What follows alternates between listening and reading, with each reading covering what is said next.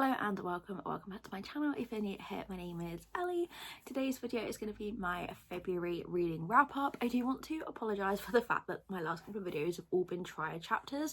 Basically, I pre-filmed a load of them and was hoping to kind of have them going out every third week, and then life just got busy and I didn't have a chance to kind of film anything else, so I apologise for the few kind of back-to-back similar videos, but hopefully that is not going to happen again. Like I said, today is going to be my February reading wrap up. I read 13 books, I think, and a lot of them were rereads, so it was kind of an interesting month for me. I have kind of felt a little bit slumpy, and I also have been kind of feeling like I'm slightly starting to fall out of my love for reading, so I'm really hoping that in March I can get that spark back. But anyway, let's talk about the books that I read in February. I started off the month with The Risk by Elle Kennedy. This is the second book in the Briar series, and this year I really want to make an effort to finish series I have started, so you will see that that is a theme throughout this wrap up. I gave The Risk 5 stars. I just absolutely loved this book. So this is a kind of enemies to lovers, but not like a really deep enemies to lovers. We have Brenna and Jake. So Brenna is the daughter of the coach of the Briar hockey team, and Jake plays hockey on the biggest rival Harvard's team, so they shouldn't be together because of that rivalry between their two colleges. Brenna and her dad kind of don't have the best relationship. She feels that she's always letting him down. She has the chance to interview for this internship that she really wants, and when she gets there, the guy is just really sexist, and he kind of doesn't want anything to do with her until she name drops that she knows Jake. And when she does this, she basically gets offered the job for who she knows, not over what she knows. And because she said that they were dating, she then asks him to fake date for any work events so that they will stay interested in her. If you have watched my channel, you will know that I do not love fake dating, but I really liked how it played out in this story. Brenna and Jake just had such great chemistry that going from like friends to lovers just felt so seamless. Brenna was a really headstrong character that knew exactly what she wanted and would not kind of stop until she got what she wanted, and Jake was a really lovable male main character, and I would say this is probably one of my favourite Elle Kennedy hockey romances that I've read so far. So we did get off to a great start. Then the second book I read of the month was King of Sloth by Anna Huang. My friend and I were attempting to do a 24-hour readathon this month, then we knocked it down to 12 hours, and in the end I think we only managed about like 6 hours. But during that readathon I read King of Sloth. I put up a poll on Instagram of some books, and this is one of the books that won, and I gave this 4.5 stars. In this we have Xavier, who is the son of a millionaire, and Sloane is the best in her business. She's like a PR consultant, and she is hired by his family to keep him in check. At the very start of the book, Xavier basically blackmails Sloane into going on holiday with him. He says that she really needs a break, and she does go along, and it's when they kind of first get to see other sides to each other. But then one of Xavier's family members passes away and he is left an inheritance. However, to get this inheritance he must run the family business for a certain amount of time successfully, and if he doesn't do it he'll get nothing. If he does do it he will inherit the business. But in the small print, basically all the lawyers and his father said was that he needed to be CEO, but they forgot to put in that he needed to be the CEO of the family company. So they find a loophole in this that he could start his own company where technically he would still be CEO, and as long as that is successful he would still get the inheritance. So he is kind of pushed out of his comfort zone and forced to run this business, start it up, work with all of these different people who happen to be other characters throughout the earlier books in this series, and we also got to meet the next male main character, which was really exciting. Sloane herself also has like a separate kind of storyline where she has some issues with her sister and an ex-fiance. There were quite a few kind of smaller storylines running together throughout of this book, and although there seemed to be quite a lot going on, it wasn't hard to follow. But the reason it didn't get the full 5 stars is that I just felt like something was missing, and the third act breakup in this was really predictable, so it just wasn't quite there for me, but I did still really enjoy it. And I think this is my favourite series that I've read by Anna Huang so far. So then I went back to Briar and read the play, the third book in the series, and I gave this one 4 stars. In this one we follow Hunter, and he is the new captain of the Briar hockey team, and Demi, who is a girl that is in one of his classes. She has a lot of guy friends, she just gets on with the guys really well, and Hunter and Demi are paired up together in class to do this project, so they are forced to spend time together.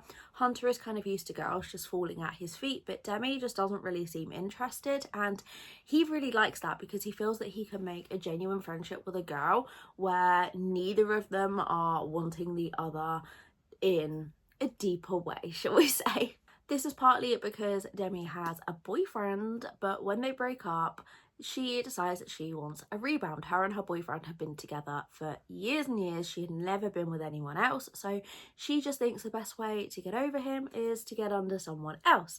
So she asks Hunter if he will be the rebound, but he really doesn't want to ruin their friendship. He really likes her, and he does like her in more than friends kind of way, but he just doesn't want to ruin what they have, and he thinks by agreeing to be a rebound that things are just going to fall apart between them. But do note that there is a chapter in here involving depression and those kinds of thoughts, so if that is something that you tend to stay away from or need to stay away from at the moment, I probably wouldn't pick this one up. You probably could skip that chapter because it wasn't kind of a main character, but yeah, it does have a heavier kind of chapter in this one. Then, like I said, I did that readathon and I put up a poll, and this was the other book that won, The Wolf King by Lauren Palfreyman.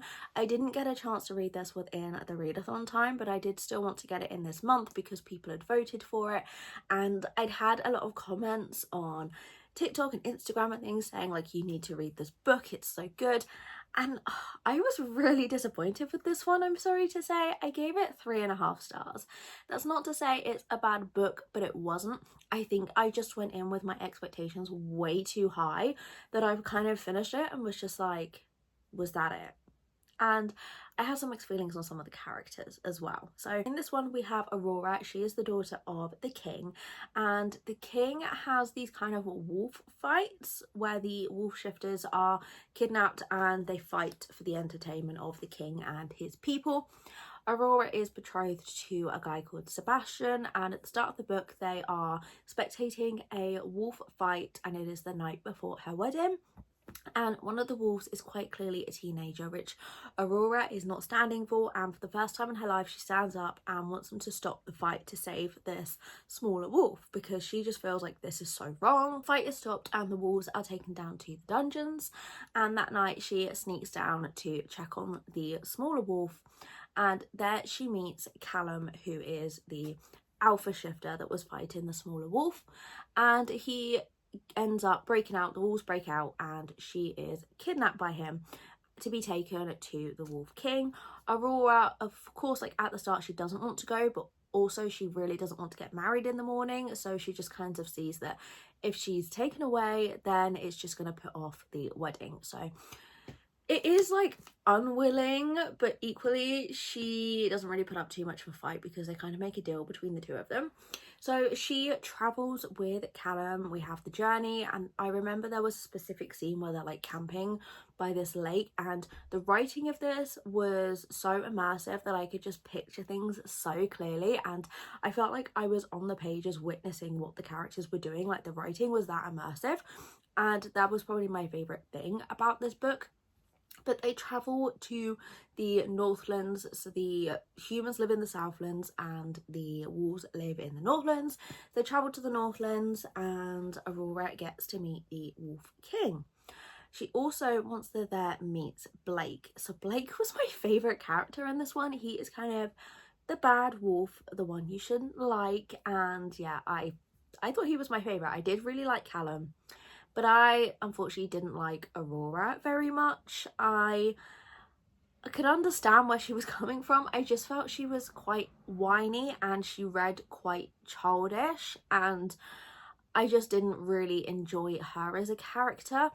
I will say I did listen to part of this on audio, and the audio was really, really good, so I would recommend listening to this one as well as reading physically if you do listen to audiobooks. I forgot the main part of this is that Aurora's betrothed Sebastian has this stone that the Walls are after, so the reason they kidnapped her is so that they could try and trade Aurora for the stone to get what they want. I just felt the whole story was very predictable, but I will be continuing this series because I'm interested to see where it goes. Then I went back to Briar for the final time and read The Dare. This is the fourth and the final book in the series, and unfortunately I hated this one. I gave this 2 stars, and I really don't want to kind of sit here and hate on books, but it's a wrap up, so I didn't want to miss this one out. So in this one we have Taylor and Connor. So Connor is of course one of the players on the Briar hockey team, and Taylor is part of a sorority, but she is plus size, and everyone in her sorority tries to make fun of her purely because of her size.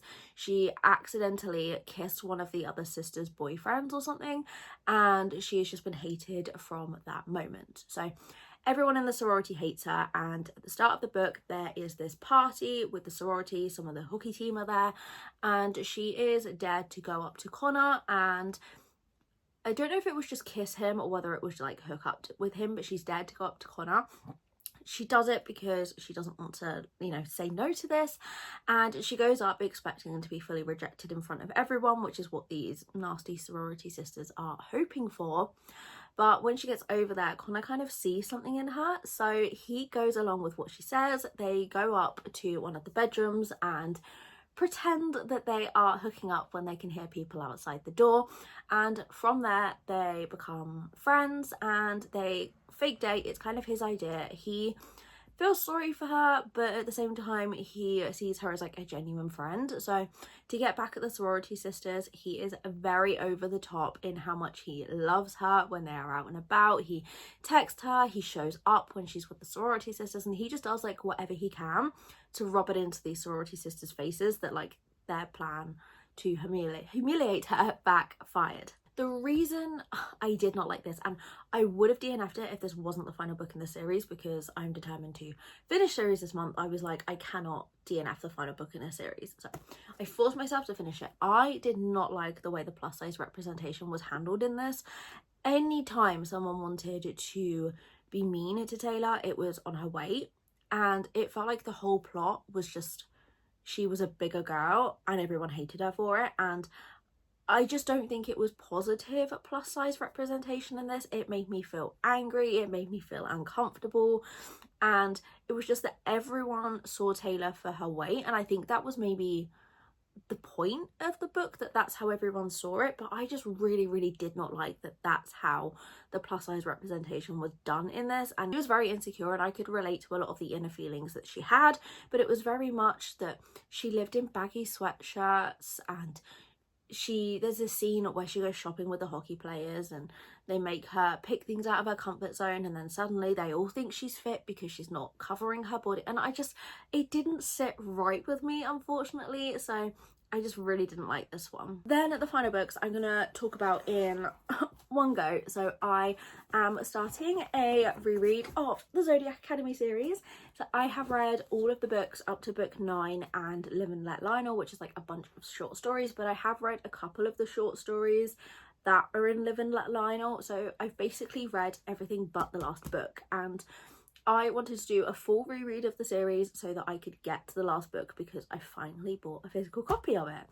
And it's a big series. There are 12 books in this series. So I thought, you know what, we're just going to go in and read it. So to this point, I have read 5 books. So I started off with the novella Zodiac Academy, the origin of an academy bully. I'm probably not going to go too much into these books because obviously I don't want to give any spoilers, but this is a novella that is set before the main Zodiac Academy story, and we follow Darius and Orion as the heirs are kind of first coming into their powers. Then I read Zodiac Academy The Awakening. This is the first book where we meet the twins Tori and Darcy as they are pulled from the human world after learning that they are actually Fae princesses, and this is them joining Zodiac Academy and learning how to get to grips with their powers. Also, I gave this one 5 stars and I gave this one 5 stars. Then I read Zodiac Academy, The Awakening as Told by the Boys, and I made a mistake with this one because I think you're supposed to read this one after book 4, but because it was on my shelf, I just kind of read it as the next one. This is just the first book, but retold from the perspectives of the heirs, and I would definitely recommend reading this later in the series and not reading this after book 1, because it will kind of give you a bit of whiplash based on the characters. But because I've already read the series and I kind of know what happened in the books, it didn't really matter too much to me. But you kind of see a nicer side to the heirs in this one, so I think it kind of does ruin it if you read this after The Awakening. So definitely save this one to read later in the series, and I gave that one 5 as well, I think. Then I read Ruthless Fae, and in this one the twins are kind of more established in the academy, and the heirs need to do whatever they can to get the twins to quit the academy so that they don't take the throne. And it's just a lot of bullying in this one from the guys. I think I gave this 5. I might have given this one 4. And then I finished the month with The Reckoning. So in this one, the twins and the rest of the freshmen at Zodiac Academy have to take part in trials to prove their worth, that they are, you know, worthy to be at Zodiac Academy. We are also introduced to Pitbull in this one, I believe. They've all kind of merged into one because I have been reading them back to back. And I have been partly listening to the audio of these as well whilst I've been at work. It's been great to just put the audios of these on to help me get through the shift, but also to help me make my way through this series. And yeah, I gave this one 5 stars as well, and I'm currently on book 4. Well, it's book 4 in the series, but it's going to be book 6 that I've read, and that is Shadow Princess. I was hoping to finish that one in February, but I only got 30% in, so that will be in the next month's wrap up. I don't know if because I've just been reading one series back to back, which I never do, if that's why I've kind of been feeling slumpy. So for March, I'm going to be taking part in a readathon. I don't know which video is going to go up first, whether it's going to be my readathon TBR or this. But I'm hoping by taking part in that readathon, it is going to help me get out of this slump. And I've decided, because I have the rest of the books on audio for Zodiac Academy, that I might finish the series using audio instead of reading physically. Also because like these books are really chunky and they get bigger as they go and they're quite hard to read physically. I might read book 9 physically just because that's like the one I haven't read yet, but I think I'm going to continue listening to these on audio so then I can focus on reading some different books in between that as well. So I would say it has been a successful reading month, although I had some rereads, I have completed some series, caught up on some series, and I'm making my way through some big series. So it was successful, and I did still manage to read a good amount of books, even if it did feel kind of slumpy to me. But thank you so much for watching. If you have read any of these books, I would love to hear your thoughts on them. But I will see you again next week for another video.